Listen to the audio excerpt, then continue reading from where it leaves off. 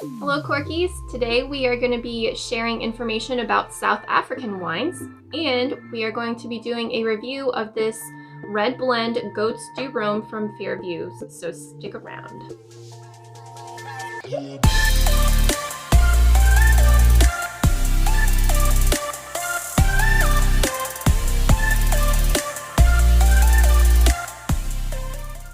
Welcome back everyone to corkandjava.com. I'm Billy. And this is Bryn. We all know you're supposed to get joy and fascination from even the little things in life that most people take for granted. So here at Cork and Java, we're here to expand and enrich your experience with all of your favorite beverages through coffee and wine, how-tos, and reviews. So if you're new here, consider smashing that subscribe button down below and hitting that little bell so you're notified when all of our future videos come out.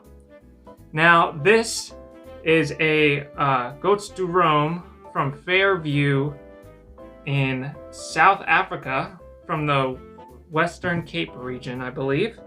And we could just try it and tell you how it is, but we also kind of want to expand and enrich your experience with wine. So one of the best ways to do that is to learn about the different regions that your wine is coming from, because wine geography is so important to really gain an appreciation for wine. And I think once you get an appreciation, and for me, the more I've learned about wine, the better I think it tastes and the more I enjoy it. So that's why we're doing what we're doing and kind of sharing a little bit about the regions as we try different wines. Right, we've done it before with, Bordeaux and Champagne and talking about France, and we did Argentina with Malbec. So this is a new place for us to talk about. Yeah, so what are some of the history behind, wine in South Africa?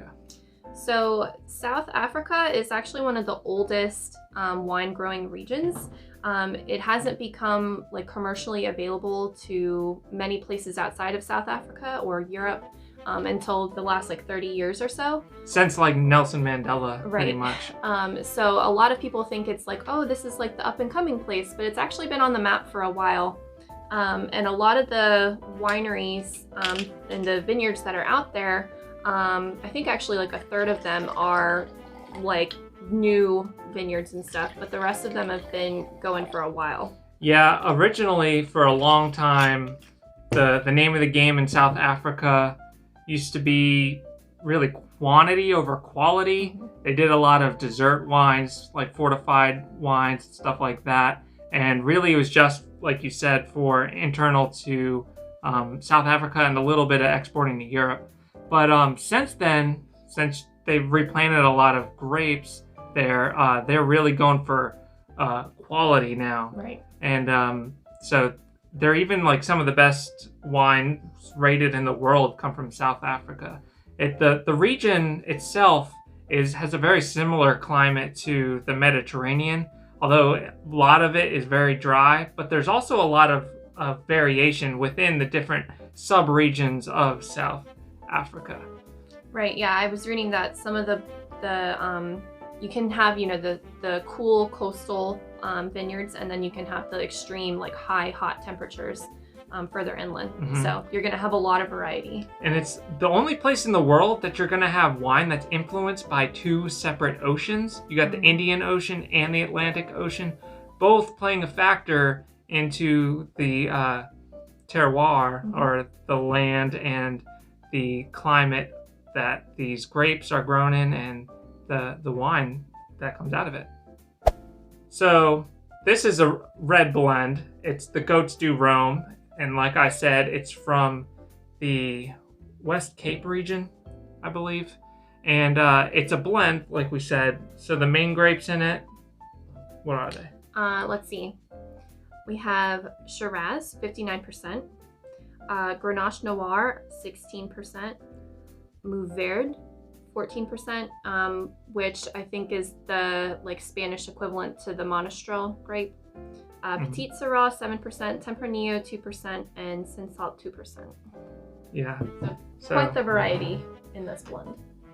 I wonder if any of that's exported. I'm sure most of it is all grown at their vineyard there. And one cool thing about the Goats du Rhum vineyard, and you can see it on the label here, they have a lot of goats there, and this goat tower, which is really cool because a vineyard that we've been to in coastal Virginia has a very similar goat tower, and it was just a really cool experience to be at a vineyard and see the goats around. So I'm sure that this vineyard and winery is getting that same vibe that we experience here in the States.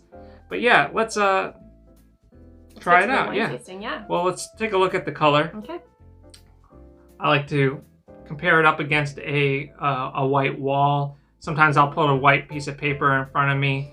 So if you see me just having it off to the side here, you know why, because I'm looking at it with a white background. But yeah, it's fairly dark. I'd say dark purple. It's not too much of the like ruby colors coming through, but you know, typical Syrah grape color, I would say. And it has Petite Syrah as well, and they're both gonna impart a lot of darkness to the color. But I really do like the color. It's a very nice, pretty purple there. Got a great swirl going. Yeah, and it's what you would expect. Really, when you're looking for the color, you're looking for anything like, Cabernet Sauvignons aren't usually this light in color and stuff like that. So you're trying to see if it's typical of the varietals that are represented in the wine. Well, blends will obviously have a lot of variation depending on what grapes are in there. And like Pinot Noir we've talked about will have a lot of variation too. Luckily, we know which varietals are in this, so we can kind of expect what it should look like. But let's give it a smell. Okay. That smells great. Very vanilla forward, I'm getting. Yeah. Oh, I like that. But I'm getting a lot of pepper notes. I was gonna say pepper. Yep.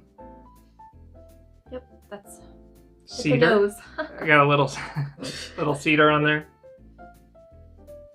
Yeah, I could see like even like a little tobacco-ish kind of. I'm getting like black cherry and blackberry as well for fruit notes. Shall we give it a taste? Sure.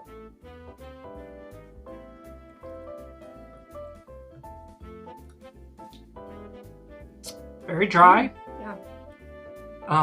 Tannic, but even more than tannic, it's very acidic. Really makes my mouth pucker a lot. It's and it tastes not hot, but it's a little bit more like pungent than I thought it was gonna be. There is a little bit of an alcohol kick to it. It's at 13.5%, which isn't terribly high.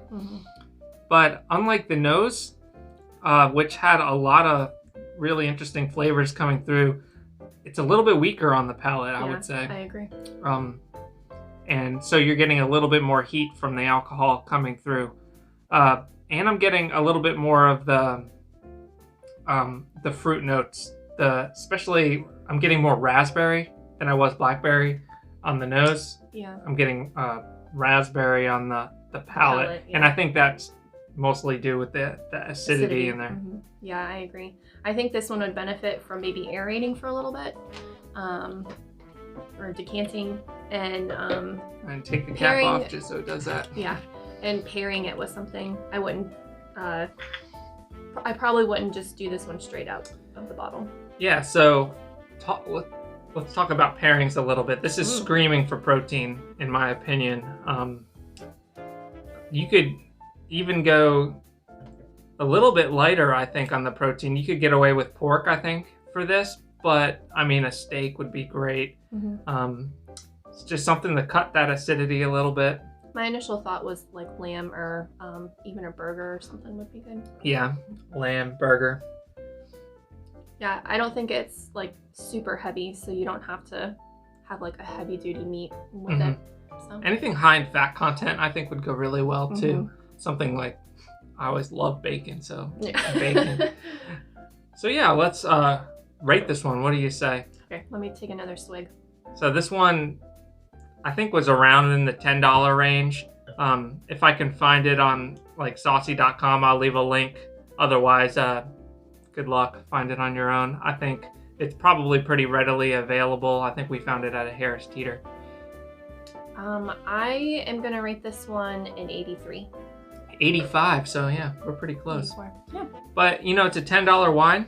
It definitely hits in our best wine under $20 range. And oh yeah, this is like far drinkable than many of the other wines that we've tried. Especially for $10 and something from a really cool region in South Africa. I definitely would recommend trying this. Yeah. Okay, so leave a comment below if you've had a South African wine and tell us how your experience was with it. Did you like it or hate it? Let us know. Also, guys, make sure that you guys check out the California Wine Club. It is the best time to have wine delivered straight to your door. You never have to go out, don't have to deal with the germs. Just sign up. We'll leave a link in the description so that you can get the best deals and the best wines from family-owned vineyards delivered straight to your door. Don't miss out. All right, guys, I'm looking forward to seeing you guys online. We got a Facebook group that's full of great community, a Twitter, Pinterest, and a newly Instagram. So make sure you're checking those out. We'll leave links in the description as well. We're looking forward to seeing you guys online. So until next time, bottoms up.